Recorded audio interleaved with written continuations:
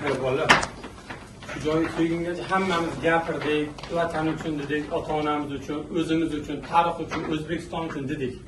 Hamma narsa gapirib bo'lindi. Bu o'yinda menimcha gapsiz bugun hamma narsaga nuqta qo'yadigan kunimiz. 3-4 yildan beri birgamiz, hammamiz oilamizdan ko'p bir-birimizni ko'rdik yerda. Davay, oilaligimizni bugun ham ko'rsataylik. O'zbekistonda necha million aholi bizdan kutib o'tirib, 90 ming tugagandan keyin biz menimcha boshimizni yerga qaratib o'tirishimiz. Bizlar O'zbekistondagi hamma o'zbeklar bugun bayram bo'lishi kerak. Bugun bu qonun kun bo'lib qoladi biz uchun. Hamma miyasiga sig'dirsin. Bugun bu kun tarixda qoladigan kun biz uchun. Faqat plyusga. Bizda bitta o'yin bor. Qatar bilan o'yin kerak emas bizga. Bugun hal qilamiz hamma narsani. Davay, hamma birga bo'lsak, bular bizdan kuchli emas hech qaysi.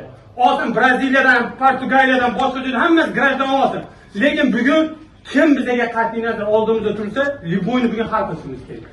Davay bolalar, bugun hamma bugun bizlar bilan birga O'zbekiston hamma duo qilib o'tiribdi. Makkadan hamma joydan ota-onalarimiz duo qilib o'tiribdi. Xudo xolasa hamma narsa yaxshi bo'ladi. Cho'chimasdan 100% beraylik o'zimizdan samaddachi, qolgani Allohdan. Davay bolalar. Tarix bilasizlar, bizni bobolarimiz kimlar bo'lgan. Hech qachon esdan chiqarmasin mana. Kim bo'lish qat'iy nazar hozir qarshilar. Sizlar o'zbeksizlar bolalar. G'urur bilan maydonga chiqib kurashinglar. Shunlarmi? Tarixni bugun yarataylik. Va omad bolalar. Davay bolalar. 1 2 3